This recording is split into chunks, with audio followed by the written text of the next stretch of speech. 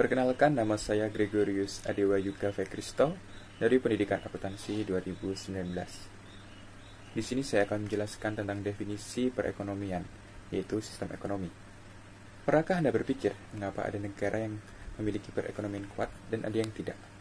Hal ini sangat dipengaruhi oleh sistem ekonomi yang berlaku. Setiap negara memiliki sistem perekonomian masing-masing, sehingga menyebabkan kondisi perekonomian berbeda-beda pula. Sistem perekonomian inilah yang digunakan oleh negara untuk menghadapi berbagai tantangan ekonomi. Namun, sebetulnya, apa yang dimaksud dengan sistem ekonomi itu?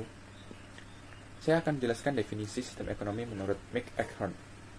Sistem ekonomi adalah seperangkat mekanisme dan institusi untuk menjawab pernyataan apa, bagaimana, dan untuk siapa barang dan jasa diproduksi. Definisi serupa juga dijabarkan secara lengkap oleh T. Giralso. Beliau mendefinisikan sistem ekonomi sebagai keseluruhan tata cara, aturan, dan kebiasaan-kebiasaan yang umum diterima dalam masyarakat yang mengatur dan mengkoordinasikan perilaku warga masyarakat, seperti konsumen, produsen, pemerintah, bank, dan sebagainya, dalam menjalankan kegiatan ekonomi dengan demikian rupa sehingga menjadi kesatuan yang teratur, dinamis, dan terhindar dari kekacauan.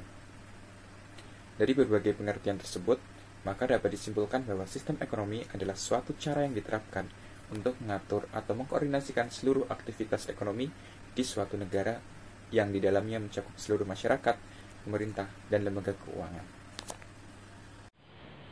Perkenalkan, nama saya Maria Guretik Takumasari, NIM 191334016. Di sini saya akan menjelaskan tentang macam-macam sistem ekonomi. Perlu Anda ketahui, macam-macam sistem ekonomi ada 5. Yang pertama, sistem ekonomi tradisional. Yang kedua, sistem ekonomi komando.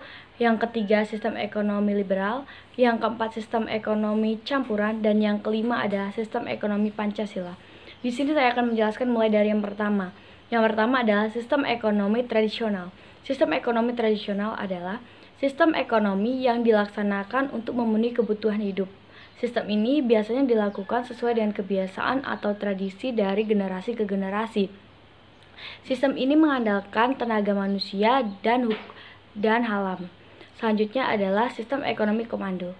Sistem ekonomi komando adalah sistem ekonomi di mana negara atau pemerintah yang memegang kendali penuh terhadap aktivitas ekonomi. Sistem ekonomi ini biasanya disebut sistem ekonomi terpusat atau terpimpin. Dan yang ketiga adalah sistem ekonomi liberal.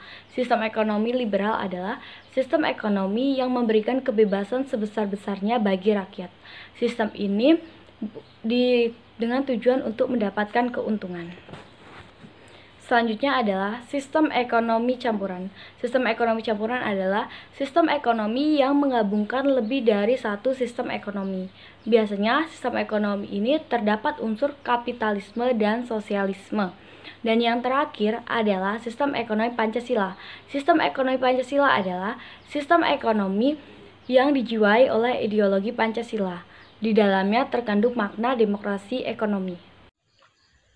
Baik, perkenalkan, nama saya Ermehida Febrianti Devi dengan NIM 193344026. Di sini saya akan menjelaskan tentang kelebihan dan kekurangan dari masing-masing sistem ekonomi. Yang pertama ada sistem ekonomi tradisional. Kelebihannya adalah menimbulkan rasa kekeluargaan dan kegotong royongan dari masing-masing individu dalam memenuhi kebutuhan hidupnya.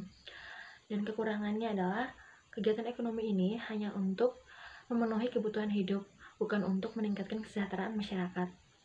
Yang kedua ada sistem ekonomi komando. Kelebihannya adalah pemerintah lebih mudah mengadakan pengawasan dan pengendalian. Dan kekurangannya adalah pemerintah bersifat paternalistik. Artinya, aturan dibuat oleh pemerintah dan harus dipatuhi.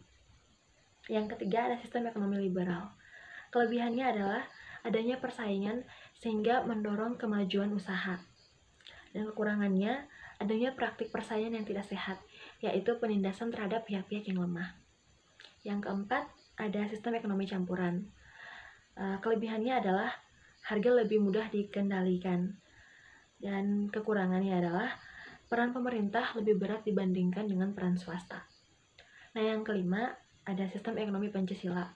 Kelebihannya adalah perekonomian disusun sebagai usaha bersama berdasarkan asas kekeluargaan.